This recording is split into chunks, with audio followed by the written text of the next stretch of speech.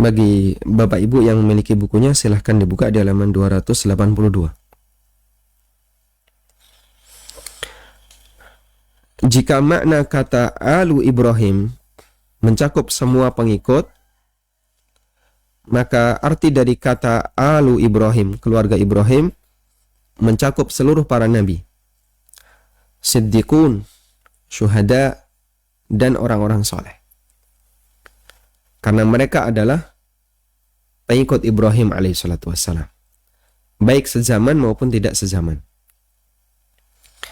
Jika makna kata Alu Ibrahim hanya mencakup keturunan, maka arti kata Ibrahim, kata Alu Ibrahim di sini adalah Ismail, Ishak, dan para keturunan kedua nabi ini.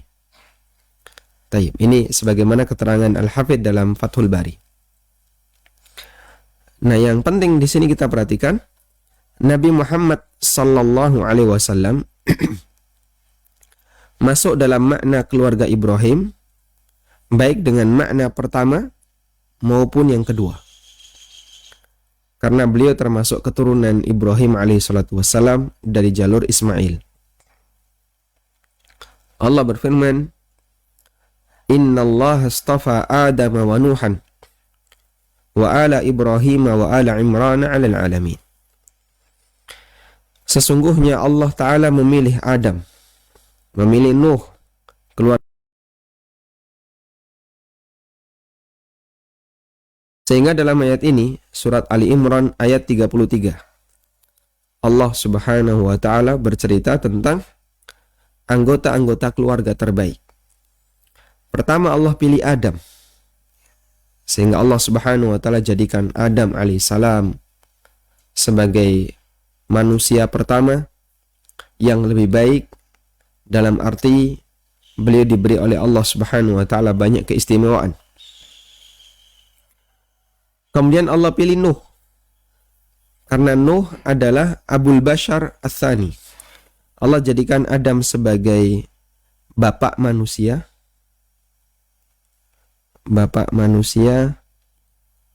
yang pertama. Kemudian Allah jadikan Nuh juga sebagai bapak manusia yang kedua. Ya. Karena itu para ulama mengatakan Abul Bashar itu ada dua.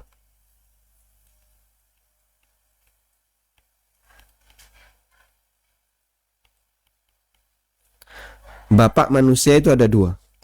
Ada Abul Bashar Al-Akbar. Beliau adalah Adam alaihissalam. Dan ada Abul Bashar Al-Asghar. Beliau adalah Nuh alaihissalam. Sehingga Abul Bashar ada dua. Abul Bashar Al-Akbar, beliau adalah Adam alaihissalam. Dan ada Abul Bashar Al-Asghar, beliau adalah Nabi Nuh alaihissalam. Kenapa disebut sebagai Abul Bashar Al-Asghar? Karena ketika terjadi banjir, semua manusia mati kecuali yang ada dalam perahu. Dan yang ada di atas perahu itu tidak ada yang berketurunan kecuali Nuh alaihissalam. Allah Ta'ala berfirman, وَجَعَلْنَا ذُرِّيَّتَهُ هُمُ الْبَاقِينَ. Dan aku jadikan keturunan Nuh itulah yang bertahan. Sehingga semua orang mukmin yang ikut dalam perahu Nabi Nuh, mereka mati dan mereka tidak punya anak. Sementara Nuh alaihissalam hanya beliau yang punya keturunan. Karena itu status Nuh di sini sebagai Abul Bashar Al-Asghar, Abul Bashar Ats-Tsani, bapak manusia yang kedua.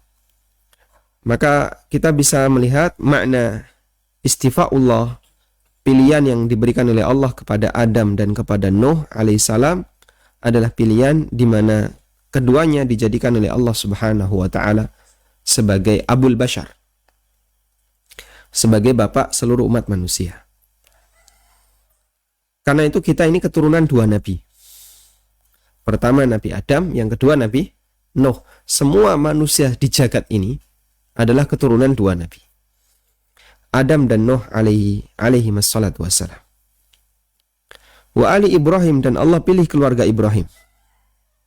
Wa ali Imran, dan Allah pilih keluarga Imran melebihi seluruh alam.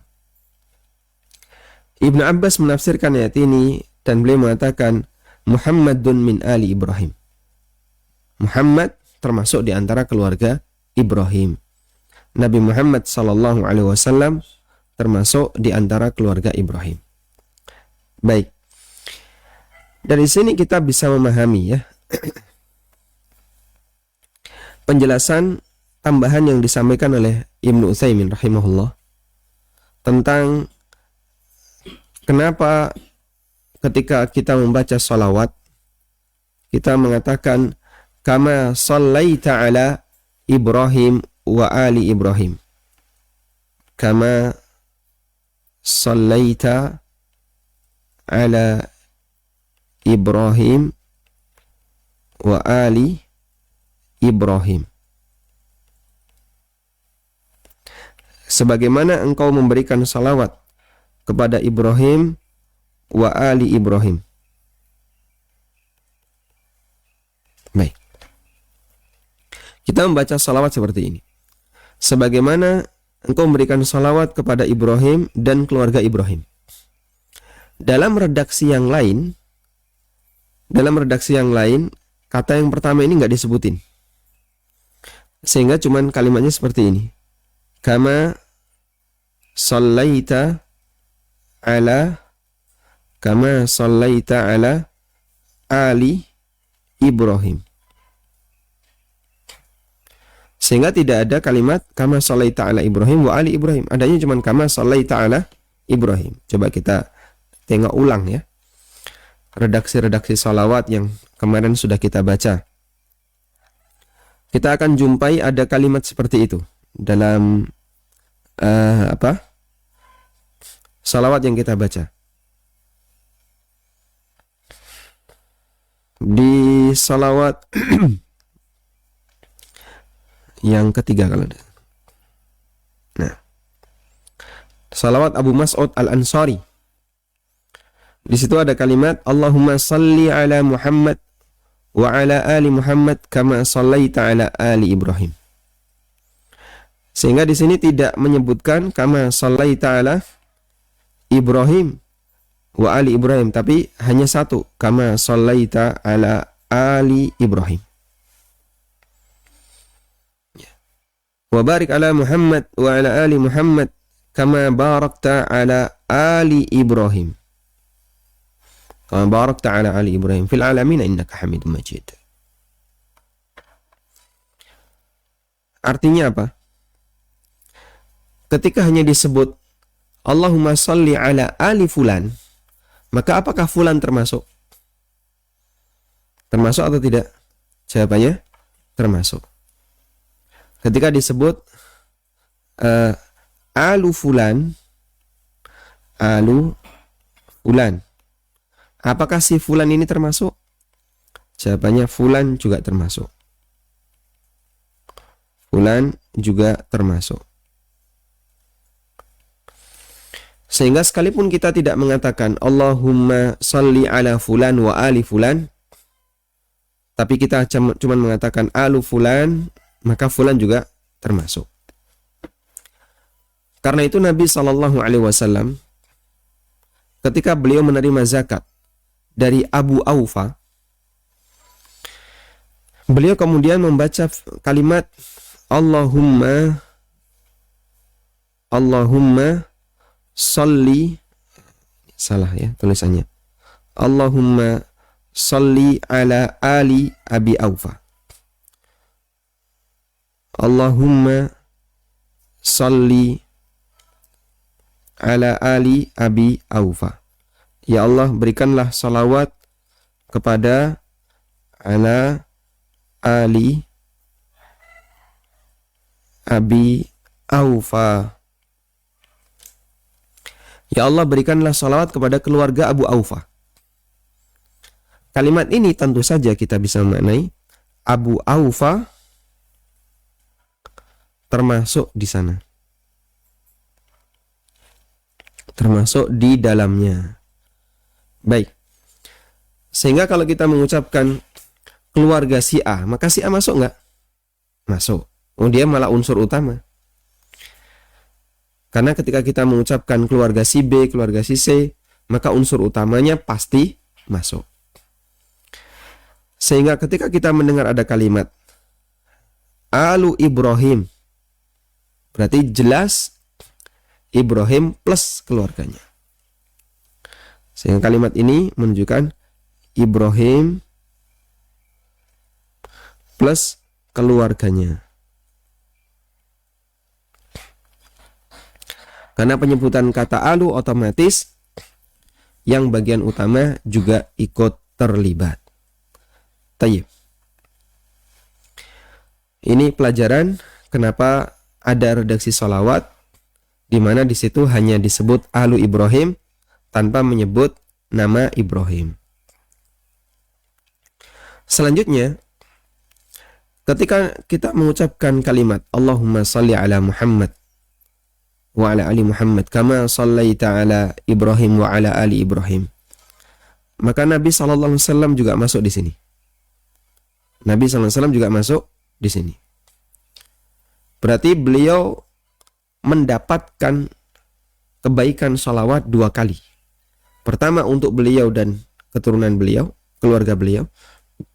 Dan yang kedua adalah untuk Ibrahim dan keluarga Ibrahim. Dan Nabi Muhammad SAW bagian dari keluarga Ibrahim. Artinya begini, berikanlah salawat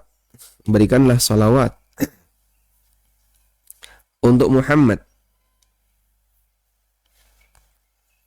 Salawat untuk Muhammad. Berikanlah salawat untuk Muhammad. Sebagaimana engkau memberikan salawat kepada keluarga Ibrahim. Sebagaimana engkau memberikan salawat kepada keluarga Ibrahim. Dalam salawat untuk keluarga Ibrahim, salawat untuk Muhammad sebagaimana salawat untuk keluarga Ibrahim. Dalam keluarga Ibrahim di sini ada Ibrahim plus Muhammad.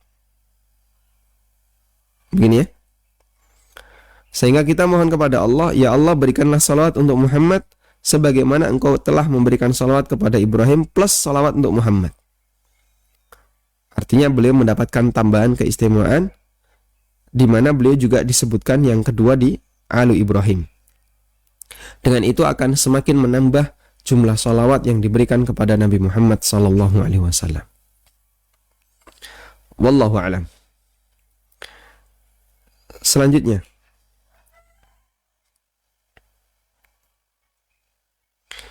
kita lihat di penjelasan berikutnya. Wa Muhammadun, kata Ibnu Abbas, Muhammad min ali Ibrahim. Nabi Muhammad termasuk bagian dari keluarga Ibrahim.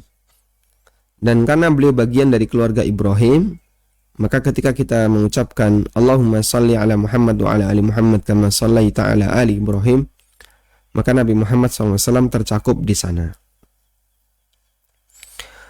Selanjutnya kalimat Allahumma barik ala Muhammad wa ala ali Muhammad.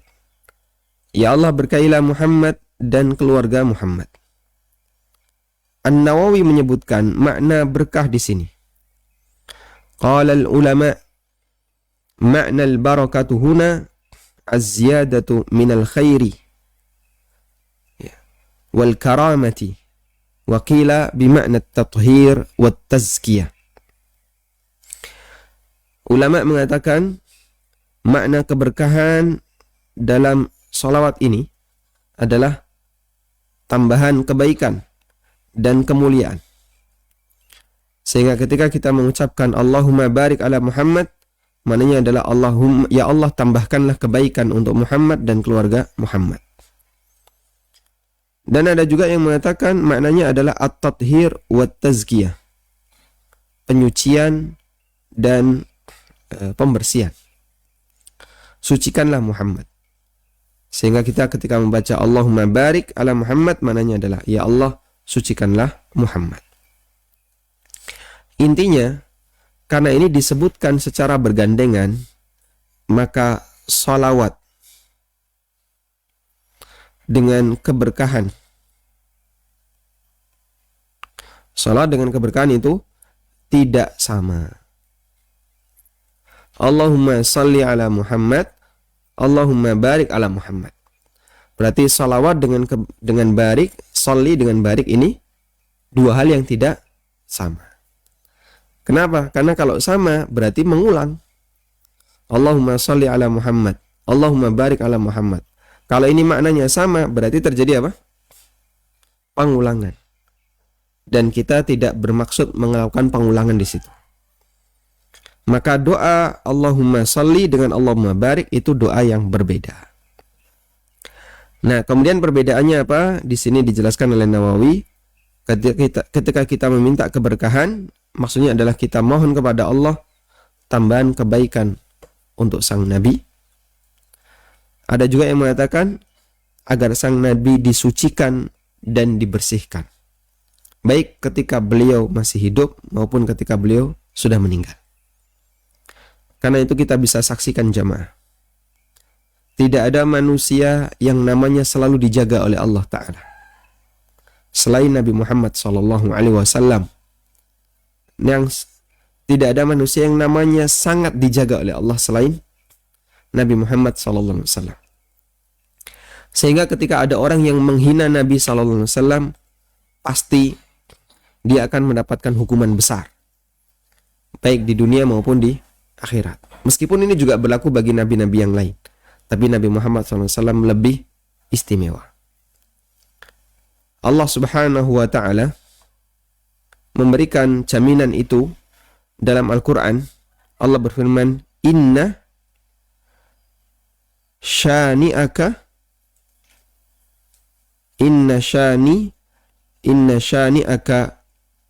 huwal abtar.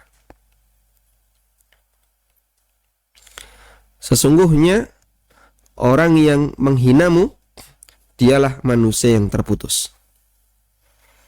Faman syana'an Nabi sallallahu alaihi wasallam huwal abtar. Maka siapa yang menghina Nabi sallallahu alaihi wasallam, maka dia terputus. Dan makna abtar, terputus di sini bisa maknanya terputus di dunia. Sehingga Allah Subhanahu wa Ta'ala cabut ya sebagian rahmatnya, Allah cabut sebagian keberkahannya sesuai dengan apa yang dia kehendaki. Bahkan Allah cabut nyawanya sehingga orang itu mati cepat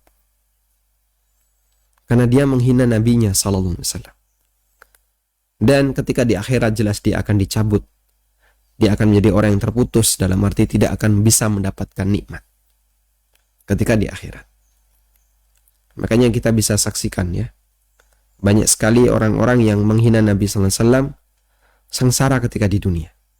Sengsara hidupnya ketika di dunia. Dan Syekhul Islam pernah bercerita. Kata beliau, banyak pengalaman para mujahidin yang mereka ketika menyerang benteng milik orang kafir misalnya, mau melakukan ekspansi, mereka akan bertahan dalam waktu yang lama untuk bisa berhasil menaklukkan benteng itu. Kadang mereka sudah mulai jengkel, kadang mereka sudah mulai marah. Ini kapan segera ditaklukkan? Karena orang kafir di situ bertahan dalam waktu yang lama, bisa berhari-hari, bahkan berminggu-minggu, bahkan bisa berbulan-bulan. Sampai akhirnya ketika ada orang kafir menghina Nabi Muhammad SAW, maka kaum muslimin langsung gempar. Dan mereka mengatakan sebentar lagi benteng ini akan kita taklukkan. Dan betul, begitu ada di antara mereka yang menghina Rasulullah SAW, Allah Subhanahu wa Ta'ala sendiri yang akan ngurusi. Dan Allah Subhanahu wa Ta'ala memberikan kekalahan bagi orang kafir ini dalam waktu sekejap. Sehingga nggak lama setelah itu benteng jebol dan bisa ditaklukkan oleh kaum muslimin. Ini diceritakan oleh Syekhul Islam dalam beberapa catatan beliau. Sehingga salah satu di antara pelindungan Allah untuk nama sang Nabi SAW, Allah Subhanahu wa Ta'ala muliakan nama beliau sekalipun beliau sudah meninggal dunia. Dalam bentuk Allah Subhanahu wa Ta'ala jaga nama baik beliau, sehingga siapa di antara manusia yang menghina beliau sallallahu alaihi wasallam, maka pasti dia akan mengalami kejadian seperti ini. Inna syani'aka huwal abtar. Sesungguhnya orang yang menghinamu dialah manusia yang terputus. Terputus baik di dunia maupun di akhirat. Sehingga Allah Subhanahu wa Ta'ala mensucikan, membersihkan nama sang Nabi sallallahu alaihi wasallam. Dan itu merupakan bagian dari makna wa barik ala Muhammad menurut keterangan sebagian ulama. Innaka hamidun. Sesungguhnya engkau zat yang maha terpuji. Makna kata al-hamid, memiliki dua makna. Al-hamid, monggo, silakan Bapak. Al-hamid memiliki dua makna. Bisa maknanya al-hamid, bisa maknanya al-mahmud. Makna kata hamid ada dua. Bisa maknanya al-hamid, bisa maknanya al-mahmud. Jika kita maknai yang kedua dulu ya, di sini yang saya sebutkan di buku. Zat yang banyak dipuji karena semua perbuatannya sempurna. Karena dalam kaidah sharaf, isim fa'il itu bisa bermakna maf'ul, bisa bermakna fa'il. Ya, jadi wazan fa'il dalam kaidah sharaf ya, wazan fa'ilun itu bisa bermakna fa'ilun, bisa bermakna maf'ulun. Hamid itu mengikuti wazan fa'il. Bisa bermakna hamidun, bisa bermakna mahmudun. Dan ini banyak berlaku untuk nama Allah Subhanahu wa Ta'ala. Sehingga Allah Subhanahu wa Ta'ala ketika mensifati dirinya sebagai Hamid, maka bisa maknanya Hamidun. Hamidun berarti sebagai subjek. Mahmudun berarti sebagai objek. Contoh yang lain ya. Ini juga sama, keterangan ulama tentang kata masih. Masihun. Yang bergelar masih siapa? Ada dua. Dajjal sama siapa? Isa alaihissalatu wassalam. Masih ini punya dua makna. Bisa masihun, dan ini makna subjek. Makna sebagai subjek. Bisa maknanya mamsuhun, dan ini dalam makna sebagai objek. Isa bergelar Al-Masih. Dalam arti beliaulah sang masaha, itu artinya mengusap ya. Dari kata masaha yang artinya mengusap. Maka bisa artinya masihun, yang mengusap. Yang mengusap artinya apa? Karena Nabi Isa alaihissalatu wassalam mengobati orang yang sakit dengan cara diusap. Nabi Isa alaihissalatu wassalam beliau punya mukjizat bisa mengobati orang yang sakit mata atau sakit badan dengan cara diusap. Beliau yang mengusap. Kemudian orang itu sembuh biidznillah, dengan izin Allah. Dan bisa bermakna mamsuhun. Mamsuhun berarti di sini objek yang artinya diusap. Dan ini adalah makna untuk Dajjal. Maka Dajjal bergelar Al-Masih li'annahu mamsuhun, karena dia diusap. Apa yang diusap dari Dajjal? Itu mukanya Dajjal rata sebelah. Jadi mukanya Dajjal tidak seperti kita kan? Kita mukanya simetris, walhamdulillah ya. Di sini ada pipi kanan, ada pipi kiri, ada cekungan mata kanan, ada cekungan mata kiri. Sehingga wajah kita simetris. Dajjal itu wajahnya tidak simetris. Yang satu rata karena terusap, wajhahu mamsuh, wajahnya itu terusap. Dan yang satu wajah yang ada cekungan, ada cendolannya. Dan salah satu matanya nyembul keluar. Ka'annahu inabun qafiyah, seperti biji anggur yang nyembul keluar. Sehingga penampilan Dajjal itu bukan penampilan yang cakep ya. Bukan orang yang tampan, bukan. Tapi orang yang kalau kita lihat medeni, Pak. Menakutkan. Cuman anehnya ya, banyak ibu-ibu jadi fansnya Dajjal. Jadi fansnya Dajjal. Nabi SAW menyebutkan pengikut Dajjal yang terbanyak adalah Yahudi dan para wanita. Dajjal itu orang ganteng. Tidak cakep, tidak tampan. Tapi banyak wanita yang jadi pengikut Dajjal. Wallahu a'lam. Kita nggak ngerti. Para ulama mengatakan, karena Dajjal datang itu membawa kesejahteraan kehidupan dunia. Sehingga siapa yang jadi pengikutnya Dajjal, makan enak, tidur nyenyak, dia nyaman ketika hidup. Makanya banyak wanita yang senang. Ya. Meskipun dia nggak cakep, nggak bawa duit jadi cakep, gitu kan? Itu kaidah umum ya. Baik.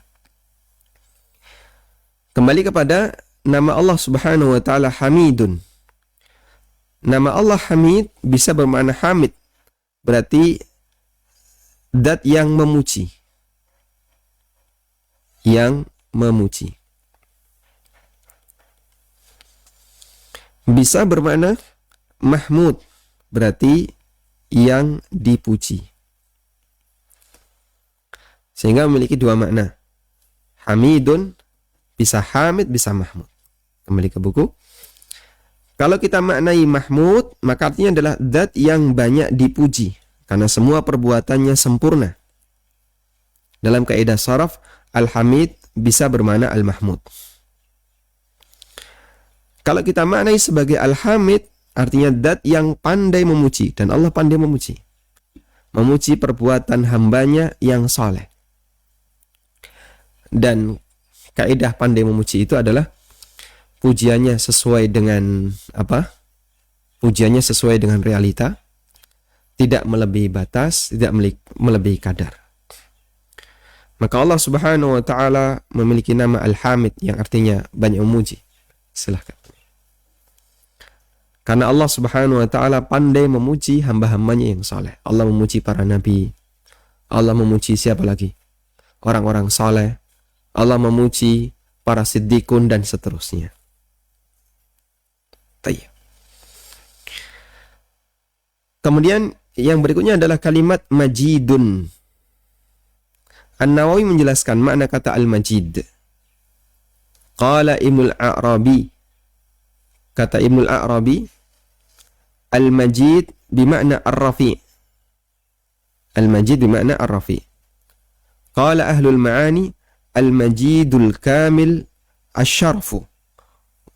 Al-majidul kamil asy-syaraf war-rif'ah. Al-majid adalah zat yang sempurna kemuliaan dan ketinggiannya. Al-majid maknanya adalah zat yang maha tinggi. Ar-rafi'. Kata para ahli bahasa, ulama ahli bahasa mengatakan al-majid artinya adalah yang sempurna kemuliaan dan ketinggiannya, kebaikannya dan sifat-sifat terpuji yang lainnya. Sehingga makna al-majid adalah zat yang sempurna seluruh sifat-sifat kemuliaannya. Ya. Karena kadang ada orang yang punya sifat mulia tapi nggak sempurna. Dia itu dermawan, tapi kadang cetil sedikit. Dia itu baik hati, tapi ya sok galak misalnya. Dia itu apa misalnya? Dia itu pinter, tapi kadang-kadang jadi rodok bodoh. Itu manusia, itu hamba. Di mana sifat terpujinya masih dipenuhi dengan keterbatasan. berbeda dengan Allah Azza wa Jalla. Sifat terpuji Allah sempurna, gak ada celah. Sehingga Allah Subhanahu wa ta'ala zat yang maha agung, sempurna keagungannya. Allah zat yang maha besar, sempurna kebesarannya. Allah zat yang maha tinggi, sempurna ketinggiannya. Allah zat yang maha mulia, sempurna kemuliaannya, dan seterusnya. Tayyib. Walhamdulillah, kita bisa belajar tentang beberapa makna nama Allah Subhanahu wa ta'ala, dan itu akan membuat seorang hamba semakin cinta kepada Allah Ta'ala. Karena jamaah yang dimuliakan Allah, Allah memperkenalkan dirinya dengan menyebutkan Asmaul Husna. Allah memperkenalkan dirinya dengan menyebutkan Asmaul Husna. Walillahil Asmaul Husna fad'uhu biha. Allah memiliki Asmaul Husna, maka panggillah Allah dengan Asmaul Husna ini. Dan Allah perkenalkan dirinya. Wallahu alladzi la ilaha illahu al-malikul quddusus salamul mu'minul muhaiminul azizul jabbarul mutakabbir. Dan Allah banyak memperkenalkan dirinya dalam Al-Quran. As-salamul mu'minul muhaimin, dan aneka nama-nama yang lainnya. Ar-Rahmanur Rahim, Maliki Yaumiddin, dan nama-nama yang lainnya. Kenapa Allah memperkenalkan dirinya? Agar kita itu tahu siapakah zat yang kita sujudi, siapakah zat yang kita sembah. Dia bukan zat yang tidak bernama, dia bukan zat yang tidak memiliki sifat, tapi dia zat yang memiliki banyak nama dan sifat-sifatnya semuanya terpuji. Sehingga zat yang memerintahkan kita untuk menyembahnya, zat yang menciptakan kita, memberi rizki kita, mencukupi kebutuhan kita. Di saat yang sama dia juga memerintahkan kita untuk menyembahnya, memberikan aturan-aturan yang harus kita penuhi. Zat ini memperkenalkan siapakah dirinya melalui Al-Quran maupun hadis Nabi SAW. Sehingga Allah sebutkan, Allah itu seperti ini, seperti ini, seperti ini, seperti ini. Sudah? Dan itu akan membuat seorang hamba akan semakin cinta kepada Allah Subhanahu wa ta'ala.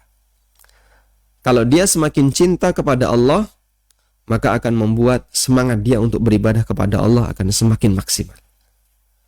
Karena ada harapan besar dari apa yang akan dijanjikan oleh Allah Subhanahu wa ta'ala. Ibaratnya begini ya. Ada seorang misalnya orang yang belum menikah, baik laki atau perempuan. Dia belum menikah dan sudah ingin menikah. Lalu Anda dapat informasi, ya, kamu mau nggak nikah sama ini? Yang laki-laki dikasih tahu, kamu mau nggak nikah sama akhwat ini? Ketika dia nggak ngerti sama sekali informasi yang detail tentang perempuan itu, mungkin nggak ada daya tarik. Besoknya yang menawarkan tadi ngasih cerita, akhwat ini sifatnya kayak gini ya, perempuan ini sifatnya kayak gini, A, B, C. Dari A, B, C itu ada beberapa sifat yang membuat dia tertarik. Mungkin satu atau dua. Atau bahkan ketiga-tiganya. Oh iya, bagus ya. Baik, saya bersedia. Tapi barangkali semangat dia belum maksimal. Di hari berikutnya, orang itu cerita lagi. Oh, dia itu setelah saya cari tahu, dia itu sebenarnya ini. Punya sifat X, Y, Z. Yang itu jauh lebih menarik lagi. Maka sang lelaki tadi akan semakin apa? Semangat untuk menikahinya. Sampai akhirnya dia pengen tahu lebih detail. Nah, ketika dia pengen tahu lebih detail, akhirnya ada ketertarikan bagi dia untuk datang ke rumahnya, bertemu orang tuanya, melihat langsung si perempuan itu, dan seterusnya. Itulah pengaruh ketika orang kenal dengan orang lain. Perempuan juga sama. Ditawari ya, kamu mau nggak menikah dengan lelaki seperti ini? Pada saat dia dengar pertama, mungkin dia nggak ada daya ketertarikan. Diceritakan ulang, dia itu punya kayak gini. Punya ketertarikan dia. Setelah itu diceritakan lagi, dia itu sifatnya ini. Semakin tertarik dia.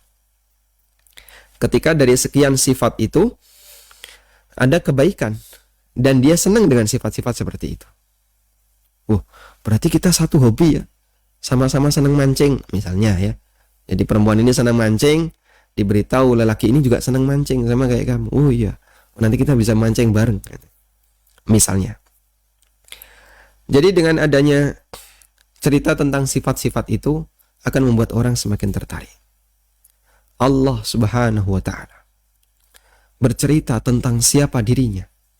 Allah bercerita tentang sifat-sifatnya, namanya, sehingga membuat hamba itu akan tahu siapakah zat yang menciptakannya, yang menyuruh dia untuk menyembahnya. Maka akan membuat seorang hamba itu akan semakin semangat. Yang saya sembah ini bukan zat yang tidak ada, tapi dia ada. Bukan zat yang tuli, tapi dia maha mendengar. Bukan zat yang buta, tapi dia maha melihat. Bukan zat yang pelit, tapi dia zat yang maha pemurah, Al-Jawad, Al-Karim. Dia bukan zat penipu, tapi dia adalah zat yang akan mewujudkan seluruh janjinya.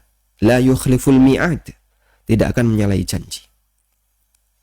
Dan nikmat Allah Subhanahu wa ta'ala yang Allah ceritakan banyak. Itulah pengaruh besar jamaah ketika seorang hamba mempelajari tentang nama-nama Allah Subhanahu wa ta'ala. Tayyib. Kemudian di salah satu redaksi salawat kita menjumpai ada sebutan untuk Nabi sallallahu alaihi wasallam, yaitu Al-Ummi. An-Nabi Al-Ummi. Di salawat Abu Mas'ud Al-Ansari, Allahumma salli ala Muhammadin Nabiyil Ummi. Ya Allah, berikanlah salawat kepada Muhammad, sang Nabi yang ummi. Sekarang apa makna An-Nabiyil Ummi? Di sini saya kutipkan keterangan beberapa ulama. Al-Qurtubi rahimahullah dalam tafsirnya menyebutkan tentang makna Al-Ummi.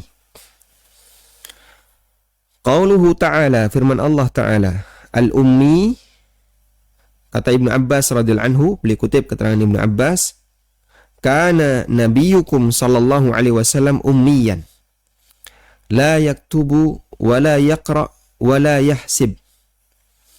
Nabi kalian itu orang yang ummi. Bagaimana bentuk umminya beliau? Kata Ibnu Abbas, beliau nggak bisa nulis. La yaktub. Wa la yaqra, nggak bisa baca. Wa la yahsib, dan nggak bisa hitung. Sehingga Nabi SAW disuruh ngitung matematika yang detail. Rasulullah SAW sebagaimana orang-orang yang lain tidak punya kemampuan itu. Qala Allah Ta'ala, Allah Ta'ala berfirman di surat Al-Ankabut ayat 48. Wa ma kunta tatlu min qablihi min kitabin wa la takhuttuhu biyaminik. Engkau Muhammad tidak pernah membaca kitab-kitab sebelum Quran, dan engkau juga tidak menulis Al-Quran itu dengan tanganmu. Dan itu tuduhan orang kafir kepada Nabi Muhammad SAW. Sebagian di antara mereka mengatakan Muhammad itu belajar dari pendeta yang beliau jumpai, ya, pendeta Buhaira atau pendeta-pendeta yang lain sebelum jadi Nabi. Kemudian setelah beliau belajar, akhirnya beliau jadi pinter, lalu membuat Alkitab yang itu adalah rangkuman dari Taurat, Injil, dan Zabur menurut mereka. Akhirnya jadilah Quran. Dan itu buatan Muhammad. Maka Allah Subhanahu wa ta'ala membantahnya.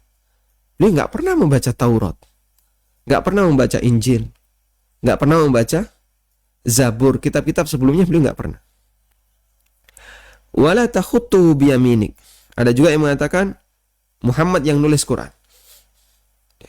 Dan Allah Subhanahu wa ta'ala bantah. Tidak pernah Muhammad nulis Al-Quran, itu tidak pernah. Sehingga Quran itu bukan dari hasil beliau belajar kepada orang-orang, kepada pendeta Yahudi atau Nasrani. Bukan pula itu tulisan tangan beliau sallallahu alaihi wasallam. Sehingga status beliau sebagai Al-Ummi, fungsinya, salah satu di antara fungsinya adalah untuk menunjukkan kemukjizatan Al-Quran. Untuk menunjukkan kemukjizatan Al-Quran. Sehingga mukjizat Al-Quran sebagai wahyu Allah itu semakin lengkap posisinya ketika sang nabi yang Allah utus adalah nabi yang tidak bisa membaca, tidak bisa menulis, dan beliau tidak menghitung.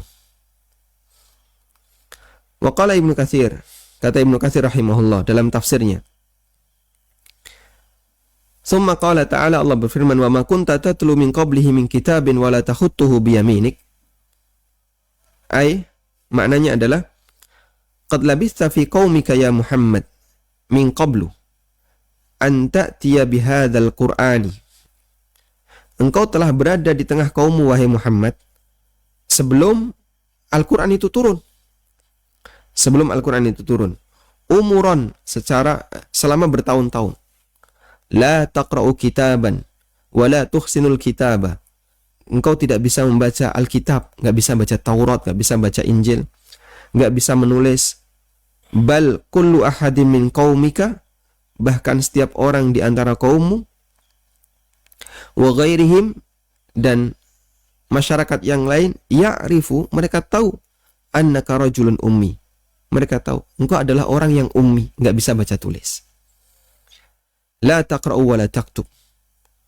Wa hakadha sifatuhu fil kutubis sabiqah. Dan ini adalah sifat Nabi SAW yang disebutkan dalam kitab-kitab al-mutaqaddimah terdahulu. Sehingga Taurat dan Injil itu menceritakan Nabi yang datang terakhir itu Nabi yang ummi, nggak bisa baca tulis. Sebagaimana yang Allah firmankan di ayat ini ya, alladzina yattabi'una ar-rasulan nabiyyal ummiyya alladzi yajidunahu maktuban indahum fit Taurati wal Injil. Yaitu orang-orang yang mengikuti sang rasul, sang nabi yang ummi, yang mereka jumpai keterangannya tertulis indahum, di sisi mereka, di sisi orang-orang Yahudi dan Nasrani, fit Taurati wal Injil, dalam Taurat dan Injil.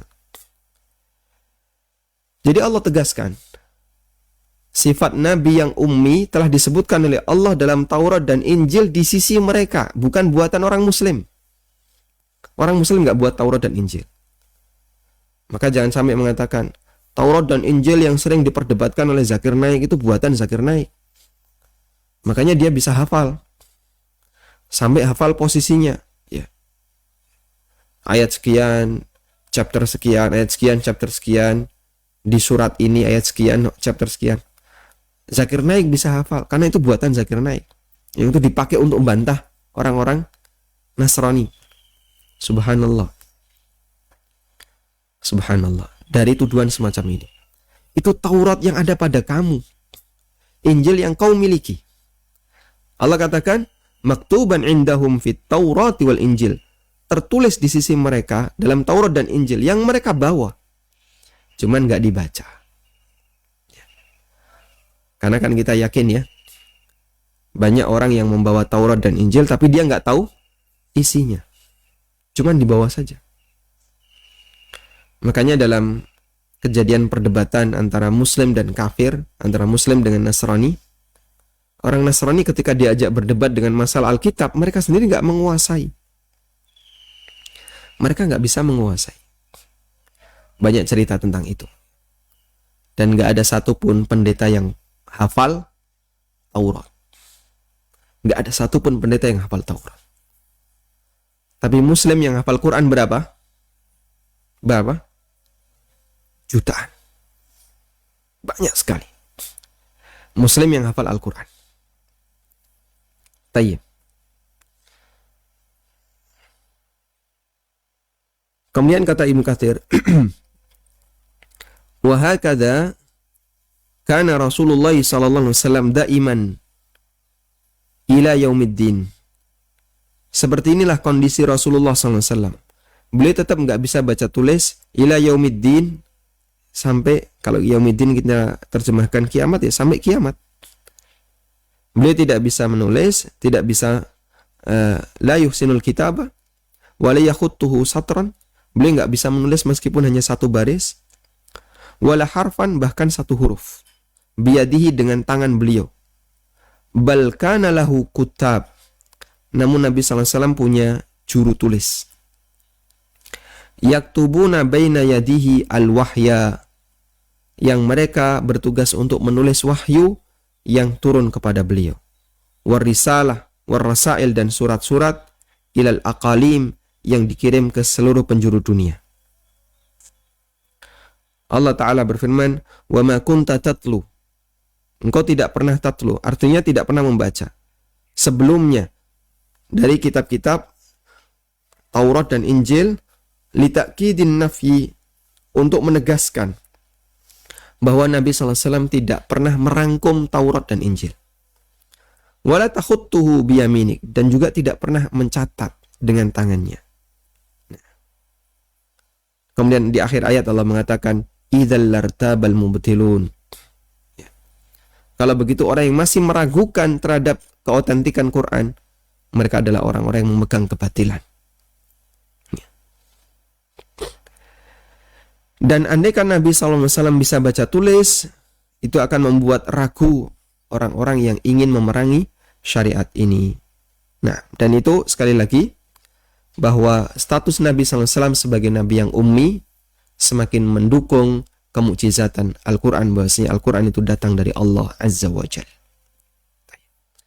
Dan jamaah dimulakan Allah, kadang ada sebagian orang yang merasa nggak nyaman menyebut Nabi SAW nggak bisa baca tulis, kok goblok banget gitu ya.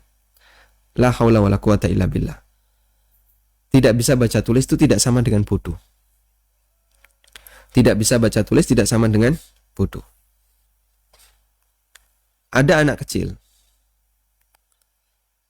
usia TK atau SD kelas 1 yang dia nggak bisa baca tulis, belum bisa baca Quran, tapi hafal Quran. Ya. Di negara kita yang usianya 5 tahun sudah hafal 2 juz, 3 juz, itu dia nggak bisa baca tulis. Suruh baca itu nggak bisa. Dia kalau suruh baca teks Arab seperti ini ya, coba translate. Dia suruh baca teks Arab seperti ini, dia nggak bisa. Nggak bisa baca, anak kecil. Tapi dia hafal 5 juz. Bapaknya belum hafal. Anaknya sudah hafal 5 juz. Loh kok bisa dia hafal 5 juz padahal belum bisa baca? Dan orang yang mengatakan, wah anak ini cerdas, pintar menghafal, sekali dengar ditalkin sebentar sudah hafal. Sehingga kecerdasan itu tidak berhubungan dengan bisa baca dan menulis. Baca dan nulis itu salah satu media untuk belajar. Membaca dan menulis itu salah satu media untuk belajar. Kita catat ini ya. Baca tulis itu media belajar. Dan media belajar yang lain masih banyak. Ada banyak media belajar. Ya, ada banyak media belajar. Ada yang bentuknya baca tulis, ada yang bentuknya mendengar, ada yang bentuknya melihat. Kemudian dia merenungkan. Ada yang ditalkin, dan aneka media belajar yang lainnya. Dan termasuk diantaranya adalah talkin. Talkin itu gimana? Disuruh menirukan. Dan ini media belajarnya Rasulullah SAW. Jibril datang, kemudian mentalkin beliau. Salah satunya adalah talqin. Saya sebut salah satu karena tidak semua wahyu diturunkan kepada Nabi SAW dengan metode talqin. Ya. Kadang beliau SAW terbangun dari tidur dan beliau dapat wahyu. Ya. Tayyib.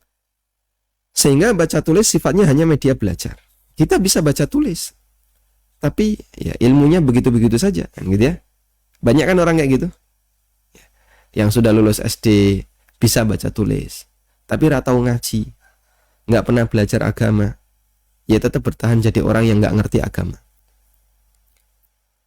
Maka standar baca tulis, bisa baca tulis itu tidak menunjukkan kecerdasan dan kepandaian seseorang.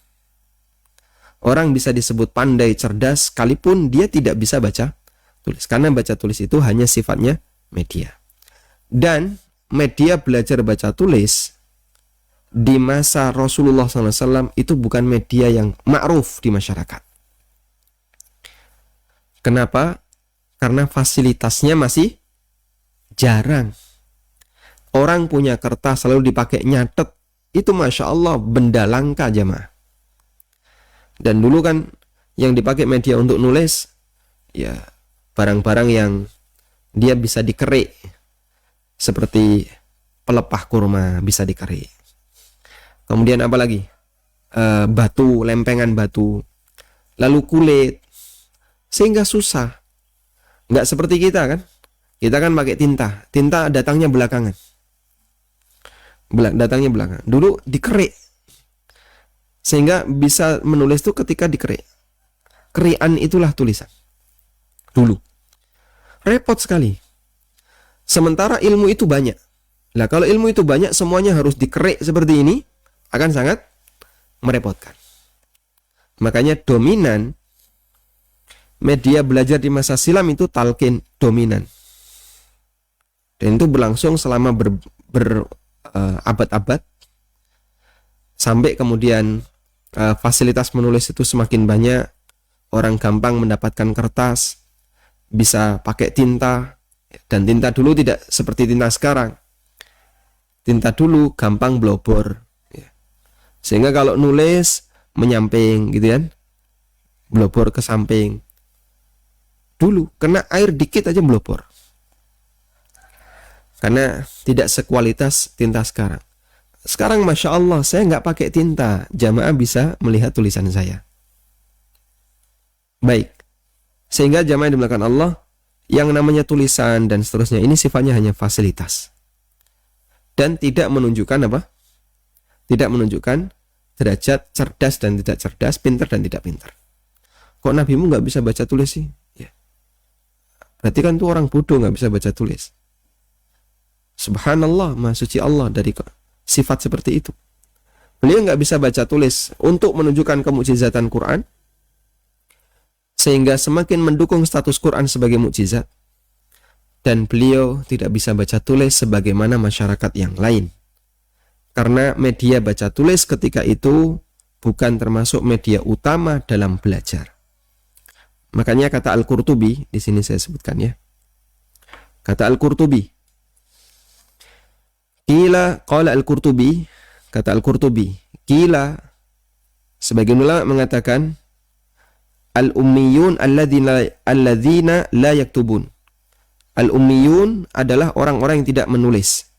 Allah berfirman di surat Al-Jumu'ah, "Walladzi ba'atsa fil ummiyina rasulan minhum." Dialah zat yang mengutus seorang rasul di kalangan al-ummiyun. Allah sebut al-ummiyun di sini untuk penyebutan sekelompok orang. Makna al-ummiyun kata Al-Qurtubi adalah alladzina la yaktubun wa kadzalika kanat Quraisyun. Seperti itulah kondisi orang-orang Quraisy. Jadi masyarakat Quraisy ketika itu mereka nggak bisa baca tulis. Dan Nabi SAW termasuk salah satunya.